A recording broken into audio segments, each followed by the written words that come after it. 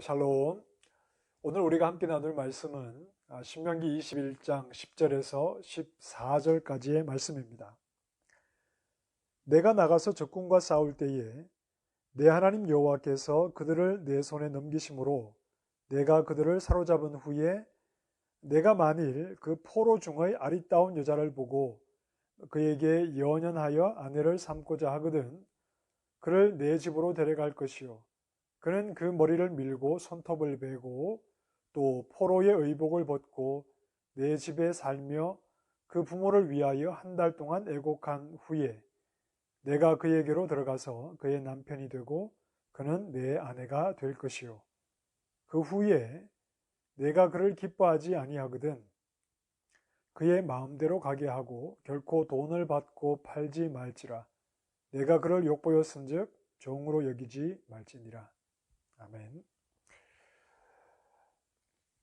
이스라엘 백성들이 가나안 땅에 들어가서 살게 되면서 나름대로 질서가 있어야 되지 않겠습니까? 물론 근본적으로 이제 하나님과 맺은 그 언약 그리고 그 율법의 내용들이 질서입니다.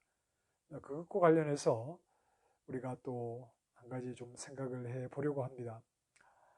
먼저 우리가 읽은 본문 말씀은 이제 10절에서 14절 그 적군과의 포로에서 적군과 이제 싸움에서 포로로 잡아온 여인들 가운데 마음이 가는 여인이 있습니다. 여기는 이제 가나안 7족속은 해당이 되지 않는다고 봐야 되겠죠. 그들은 호흡이 있는 자들을 다 하나님이 진멸하라고 하셨기 때문입니다.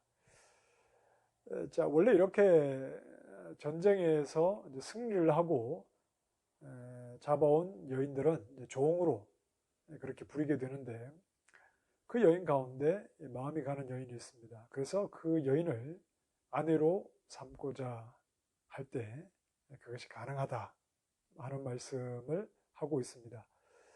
원래는 이제 종이 되어야 하지만 아내가 되었습니다. 그러면 행복하게 잘 살면 되는데 그것으로 끝이 아니라 14절에 보면 그 후에 더 이상 여인을 아내로 두기를 원치 않을 경우에 그 여인을 자유인으로 가게 해야 합니다. 비록 그 여인이 이방에서 붙잡혀 왔으나 그는 자기의 아내였습니다. 그를 내보낼 때는 자유인으로 가게 해야지 돈을 받고 판다거나 자기 아내 되었던 여자를 물건처럼 소유물처럼 종처럼 그렇게 여겨서는 안 된다 하는 것이 이제 말씀의 내용이죠.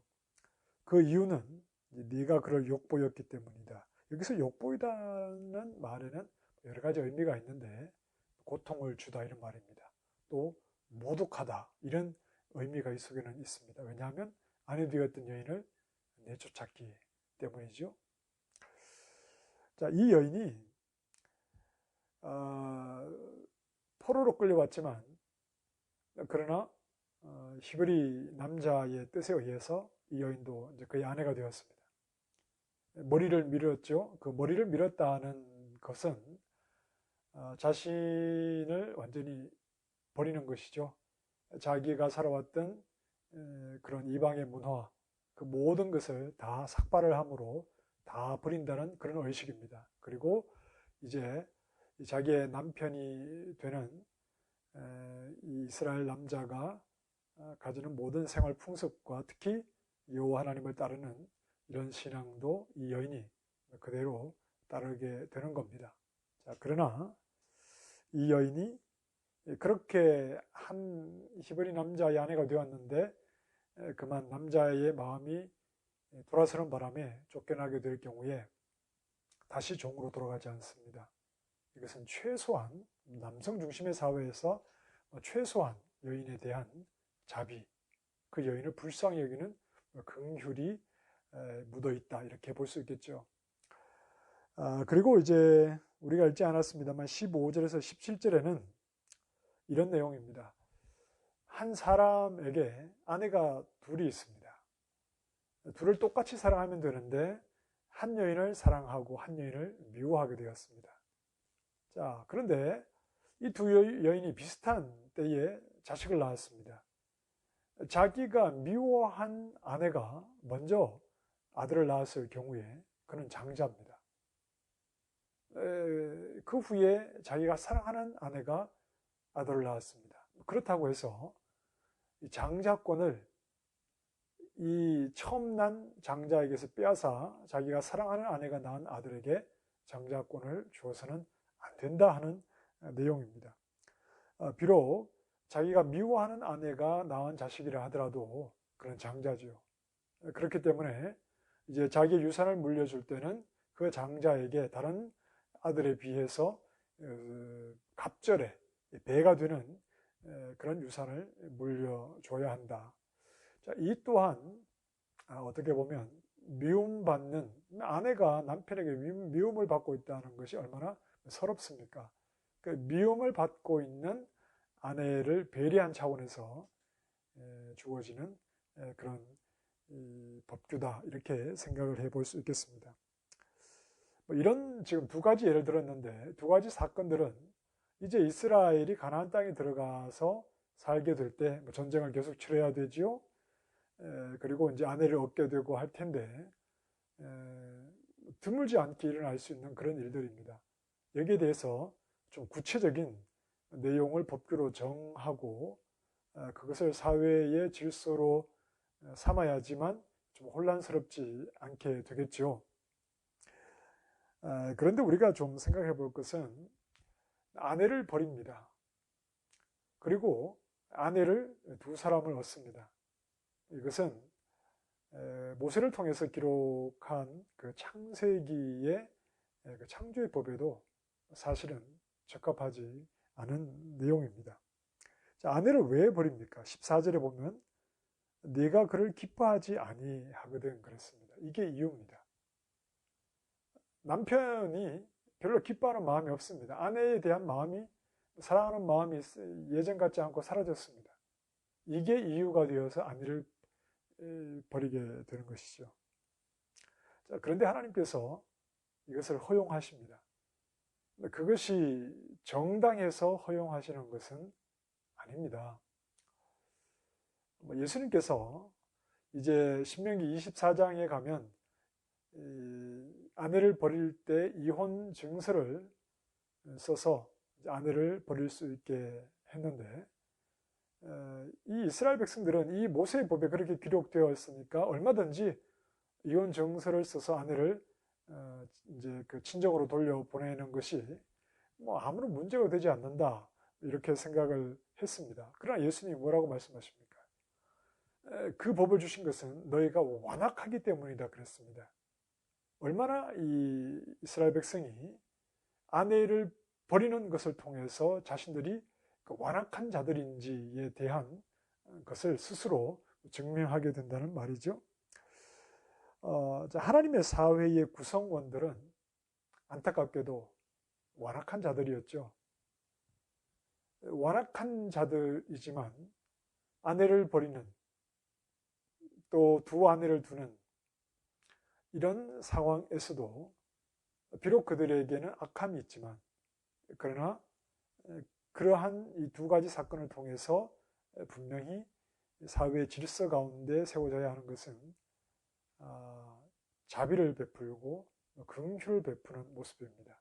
이것이 이스라엘 백성에게 마지막까지 남아 있어야 하는 궁극적으로 하나님이 바라시는 모습입니다. 그들이 악하지 않고 죄를 짓지 않는다면 얼마나 좋겠습니까? 그러나 그들은 완악한 자들입니다. 완악함 속에서도 하나님의 백성에게 요구되는 것은 긍휼을 베푸는 것입니다. 최소한의 긍휼과 자비가 베풀어지는 것이 하나님께서 자기 백성들에게 바라시는 궁극적인 모습이죠. 왜냐하면 하나님의 백성은 언제나 하나님의 자비와 긍휼을 입고 있기 때문에 그렇습니다. 하나님의 그 은혜와 자비를 그 땅에 들어가서 살게 되는 이 모든 과정 속에는 하나님의 자비를 입고 있기 때문에 비록 그들에게는 완악한 모습이 있으나 그 완악함 속에서도 최소한의 자비와 긍휼이 나타나야 한다. 이것이 하나님의 백성 가운데 나타나야 할 분명한 질서라고 말씀을 하는 것이죠. 자, 오늘 우리가 하나님의 백성으로 살아갑니다. 여러분, 우리가 하나님의 백성이니까 당연히 죄를 짓지 않아야 합니다. 죄에서 멀어져야 되죠. 그러나 하나님의 백성에게서 보기를 원하는 궁극적인 모습은 당연히 죄를 짓지 않아야 하지만 그것보다 더 궁극적인 모습은 긍휼과 자비의 정신이 사라져서는 안 된다는 것입니다. 오늘 우리가 하나님의 백성으로 살아갈 때 무엇보다도 긍휼히 여기는, 불쌍히 여기는 마음과 또 자비를 베푸는 이러한 마음이 우리 가운데서 사라지지 않도록 늘 우리 마음을 살피는 것이 오늘 하루의 삶 속에서도 가장 중요하겠습니다.